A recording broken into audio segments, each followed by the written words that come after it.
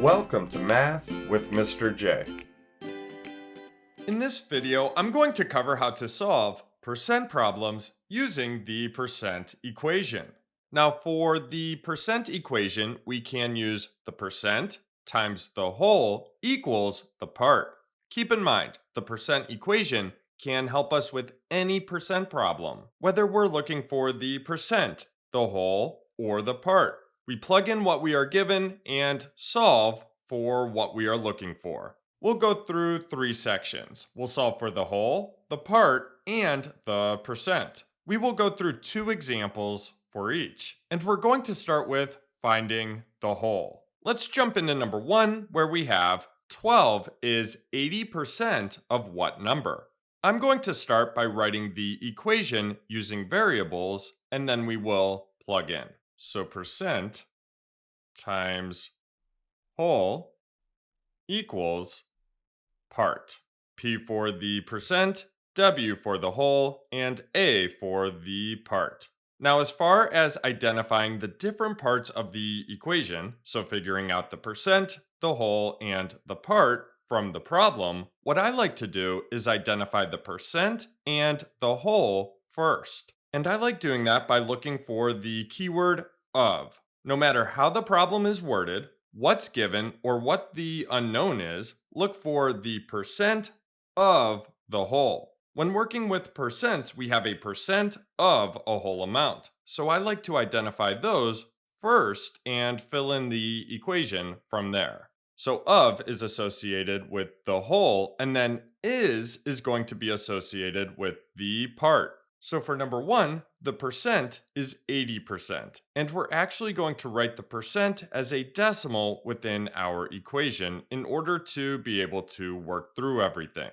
So we want that decimal form. And remember, all we need to do when going from a percent to a decimal is divide by 100. And a quick way to do that is move the decimal twice to the left. The decimal comes after a whole number. So for 80%, the decimal goes right here, and we move it once, twice to the left. So we get 0.80, 80 hundredths, which we can just use 0.8, 8 tenths. Zeros to the right of decimal digits don't change the value of a decimal, so we can leave that 0 off and use the equivalent decimal 8 tenths. That will give us less digits to have to work with. So we plug in 8 tenths for P times, and now we need the whole. So look for of, the percent of the whole amount. Well, we have 80% of what number? So the whole is unknown. Let's use our variable W to represent that. So 80% as a decimal times W equals the part. As far as the part is can be a helpful keyword here as we think about this. 12 is 80% of what number? So 12 is the part, and we can plug that in right here. Now we have our equation set up, and we need to solve. We need to isolate that variable of W. We are multiplying W by 8 tenths, so we need to use the inverse operation, division, in order to isolate W. So let's divide the left side of the equation by 8 tenths. Whatever we do to one side of an equation, we must do to the other, so divide the right side by 8 tenths as well. Now the 8 tenths on the left cancel each other out. W is now isolated, equals, and then on the right we have 12 divided by 8 tenths. So let's come to the side and solve this by hand. So we have 12 divided by 8 tenths. Now remember, when we divide decimals, we need the divisor, that outside number we're dividing by, to be whole. So here we need to multiply by 10. So we move the decimal once to the right to make this 8. So again, we need this outside number to be whole, so we are multiplying it by 10. we can move the decimal once to the right, and now we have 8. Now, whatever we do to the divisor, the outside number, we need to do to the dividend, the inside number, which is 12. So we need to multiply 12 by 10. That gives us 120. Or we can think through it by moving the decimal once to the right, just like we did with 8/10. The decimal comes after a whole number, so right here for 12, and we move it once to the right. Fill this gap with a 0, and we get 120. So we have 120 divided by 8. Let's rewrite this without the arrows here. So we have 120 divided by 8. Now we can divide. So we start with 1 divided by 8. How many whole groups of 8 in 1? Well, we can't do that. So we use the 2, and now we have 12 divided by 8. How many whole groups of 8 in 12? Well, 1. That gets us to 8. So we put 1 right here above the 2. Multiply. 1 times 8 is 8. Subtract. 12 minus 8 is 4. Now we need to bring down our next digit, which is this 0. So now we have 40. 40 divided by 8. How many whole groups of 8 in 40? Well, 5. That gets us to 40 exactly. Now we multiply 5 times 8, 40, subtract 40 minus 40 is 0. So we get 15. W equals 15. So 12 is 80% of 15. Let's move on to number 2. Taking a look at number 2, we have 55% of what number is 33. So for this one, the wording is a little bit different than number 1, but we can solve it the same way. So let's write out our equation. Percent times whole equals part. Let's plug in our percent. Well, we have 55% and we need this in decimal form. The decimal comes after 55 here, and we move it once, twice to the left, and we get 0.55, 55 hundredths. So plug that in for the percent times the whole, which is, well, 55% of what number is 33. The whole is unknown here, so we use our variable W equals the part, which is 33. Now we solve, so we need to isolate our variable W. W is being multiplied by 55 hundredths, so we need the inverse operation, division, in order to isolate W. So let's divide the left side by 55 hundredths. That means we need to divide the right side by 55 hundredths as well. Now on the left, these cancel each other out. W is now isolated, so W equals, and then on the right, we have 33 divided by 55 hundredths. Let's go to the side here and work through this. So 33 divided by 55 hundredths. Now our divisor, that outside number, is a decimal. Let's make it a whole number by multiplying it by 100. For this one, we need to move the decimal twice. We need to multiply it by 100 to get it to a whole number. So once, twice. That means we need to multiply the dividend, the inside number, by 100 as well. 33 times 100 gives us 3,300. Or we can also take the decimal like we did on the outside and move it once, twice to the right, and fill these gaps with zeros. Either way, we get 3,300. Let's come to the side and rewrite this. So we have 3,300 divided by 55. Now let's divide. So we start with 3 divided by 55. How many whole groups of 55 in 3? Well, we can't do that. So we use the other 3 and think of this as 33 divided by 55. How many whole groups of 55 in 33? Well, we can't do that either. So we need to use the 0 and do 330 divided by 55. So how many whole groups of 55 in 330? Well, 6. And the 6 needs to go above the 0 there. That's actually going to hit 330 exactly. Now we multiply. 6 times 55 is 330. Subtract, we get 0. And now we need to bring down our next digit, which is a 0. So we end up with 0 there. And now we do 0 divided by 55, which is 0. Multiply 0 times 55, 0. Subtract 0 minus 0 is 0. So we get 60. W equals 60. So 55% of 60 is 33. So there's our section on finding the whole. Let's move on to finding the part. Here's our section on finding the part. Let's jump into number 1, where we have what is 65% of 80. Basically, this is saying 65% of 80 is what part of 80, is what number out of 80. I'm going to start by writing the equation using variables, and then we will plug in. So P for percent times W for whole equals A for part. Percent times whole equals part.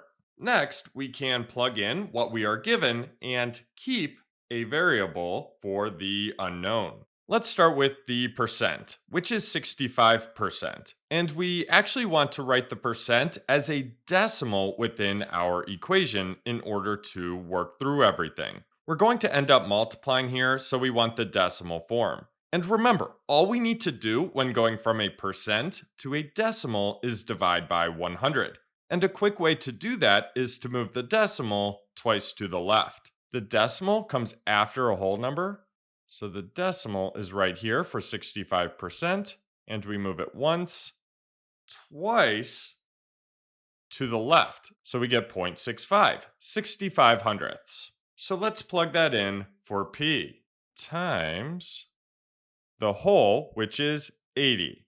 So 65 hundredths times 80. Now the percent times the whole equals the part. And that's our unknown here. So we need a variable. And we're using A for part, so let's put equals A. Now, as far as identifying the different parts of the equation, so figuring out the percent, the whole, and the part, remember, we can look for that percent of a whole amount and use the keywords of and is. So what is 65% of 80? What is? So the part is unknown. 65%, so the percent is 65% of 80. So the whole is 80. Now we solve. Well, our variable a is already isolated on the right side of the equation. So all we need to do is multiply on the left side of the equation. So 65 hundredths times 80. Let's come to the side and multiply this by hand. And remember, when we multiply decimals, we can actually start by taking out any decimals. Then we multiply and then place the decimal in our answer at the end. So we can just do 65 times 80. But I'm actually going to set this up as 80 times 65. I like putting the greater number on top when multiplying. Either way will work though. Now let's multiply. 5 times 0 is 0. 5 times 8 is 40. We are done with this 5 and we are moving over a place to the 6. So we need a 0 here. And now we do 6 times 0, which is 0. And then 6 times 8, which is 48. And now we can add. 0 plus 0 is 0. 0 plus 0 is 0. 4 plus 8 is 12. And then 1 plus 4 is 5. And now we need to place the decimal. So we go back to the original problem and see how many digits are to the right of a decimal. And that's how many digits are to the right of the decimal in our answer. So looking at our original problem, we have 2 digits to the right of a decimal. So we need 2 digits to the right of the decimal in our answer. So we get 52.00, which is just 52. So we can leave those zeros off. A equals 52. So 52 is 65% of 80. Let's move on to number 2. Taking a look at number 2, we have 42% of 27 is what number? The wording here is a little different than number 1, but we can go about solving this the same exact way. 42% of 27 is what part of 27? Let's write our equation. The percent times the whole equals the part. Now we plug in. Our percent is 42, and we need the decimal form, so we need to divide by 100. The decimal comes after a whole number, so right here, and we move it once, twice to the left. So we get 0.42, 42 hundredths. Let's plug that in to the equation. Times the whole. Well, we have 42% of our whole amount, 27. So 27 is the whole. So we need to do 42 hundredths times 27 equals A, the part. The part is unknown, so we need that variable there. Now we solve. The variable is isolated, so all we need to do is multiply on the left side of the equation. We need to do 42 hundredths times 27. So let's come to the side, and we will take any decimals out. So let's do 42 times 27. Let's start with 7 times 2, which is 14. Then we have 7 times 4, which is 28, plus 1 is 29. We are done with the 7 and this 1. We are moving over a place to the 2, so we need a 0 here. And then we do 2 times 2, which is 4, and then 2 times 4 gives us 8. And now we can add these. 4 plus 0 is 4. 9 plus 4 is 13. 1 plus 2 is 3. Plus 8 is 11. And now we can place the decimal. So in our original problem, we have 2 digits to the right of a decimal. That means our answer needs 2. So 2 digits to the right of the decimal, we get 11.34. 11 and 34 hundredths. So our part A equals 11.34. 11 and 34 hundredths. So 42% of 27 is 11 and 34 hundredths. So there's our section on finding the part. Let's move on to finding the percent. Here's our section on finding the percent. Let's jump into number 1, where we have 21 is what percent of 30? I'm going to start by writing the equation using variables, and then we will plug in. So we have percent times whole equals part. Now, as far as identifying the different parts of the equation, 21 is what percent of 30? So 21 is the part. What percent? The percent is unknown of 30. 30 is the whole amount. With the percent being the unknown, we keep the variable p times the whole, which is 30, equals the part, which is 21. And now we need to solve this equation. So we need to isolate that variable of p. Now p is being multiplied by 30. So we need to use the inverse operation in order to isolate the variable. The inverse operation of multiplication is division. So we need to divide the left side of the equation by 30. Now, whatever we do to one side of an equation, we must do to the other. So divide the right side by 30 as well. Now the 30s on the left cancel each other out. P is now isolated, so we have P equals, and then on the right we have 21 over 30, 21 divided by 30. Now 21 divided by 30 is going to give us a decimal that we can convert to a percent. So let's come over to the side and do 21 divided by 30. And let's divide. We have 21 divided by 30. So how many whole groups of 30 in 21? How many 30s in 21? Well, we can't do that. So we need to use a decimal and a 0 in order to work through this. Once we have the decimal and the 0, we can bring the decimal straight up into where the quotient, the answer, will be. And now we can think of this as 210 divided by 30. So how many whole groups of 30 in 210? How many 30s in 210? Well, 7. That actually hits 210 exactly. And we need to put the 7 right here above the 0 since we used that 0 and thought of this as 210. That will line us up correctly. Now we multiply. 7 times 30 is 210.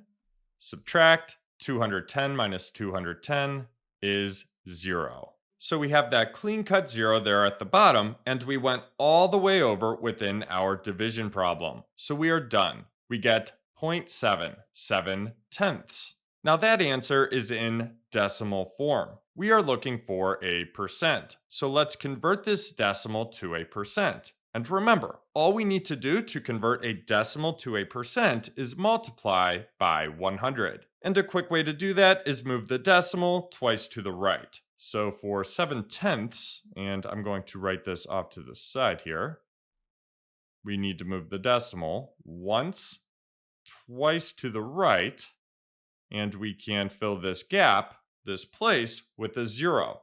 So 7/10 equals 70%. So P equals 7/10 as a decimal, which equals 70% as a percent. So 21 is 70% of 30. Let's move on to number 2. Taking a look at number 2, we have what percent of 16 is 10? So the wording is a little different than number 1, but it's the same type of problem. Let's write our equation. So percent times whole equals part. And now we can plug in. Well, what percent of 16 is 10? So what percent? The percent is unknown of 16. So 16 is the whole, is 10. So 10 is the part. So with the percent being the unknown, we can keep the variable p times the whole, which is 16, equals the part, which is 10. And now we can solve. So we need to isolate the variable. P is being multiplied by 16, so we need to use the inverse operation, division. So divide the left side by 16. Whatever we do to one side of an equation, we must do to the other, so divide the right side by 16 as well. Now the 16s on the left cancel each other out. P is now isolated, equals, and then on the right we have 10 over 16, 10 divided by 16. Let's divide in order to get a decimal, and then we can convert that decimal to a percent. So we have 10 divided by 16. So let's divide. We have 10 divided by 16. How many whole groups of 16 in 10? How many 16s in 10? Well, we can't do that. So we need a decimal and a 0 in order to work through this. Once we have the decimal and the 0, bring the decimal straight up into where the quotient, the answer, will be. And I'm actually going to extend this division bar here. And now we can think of this as 100 divided by 16. So how many whole groups of 16 in 100? How many 16s in 100? Well, 6. That gets us to 96. So that 6 needs to go above the 0 since we used that 0 and we thought of this as 100. And that's going to line us up. Now we need to multiply. 6 times 16 is 96. Subtract 100 minus 96 is 4. Now we don't have a clean-cut 0 there at the bottom, so we need to continue on by using another 0 that we can bring down. And now we have 40. So we have 40 divided by 16. How many whole groups of 16 in 40? Well, 2. That gets us to 32. Multiply 2 times 16, 32. 40 minus 32 is 8. So again, we don't have that clean-cut 0 there at the bottom. So let's use another 0 that we can bring down. And now we have 80. 80 divided by 16. That's going to be 5. And that will hit 80 exactly. Now we multiply. 5 times 16 is 80. 80 minus 80 is 0. So we get that clean-cut 0 there at the bottom, and we went all the way over within our division problem, so we are done. 0.625, 625 thousandths. Now let's convert this decimal to a percent by multiplying it by 100. So I'm going to rewrite it off to the side here and move the decimal once, twice to the right. So the decimal is going to go in between the 2 and the 5. That gives us 62.5%. So P equals 625 thousandths, which equals 62.5%. So that means 62.5% of 16 is 10. In other words, 10 is 62.5% of 16. So there you have it. There's how to solve percent problems using the percent equation. I hope that helped. Thanks so much for watching. Until next time, peace.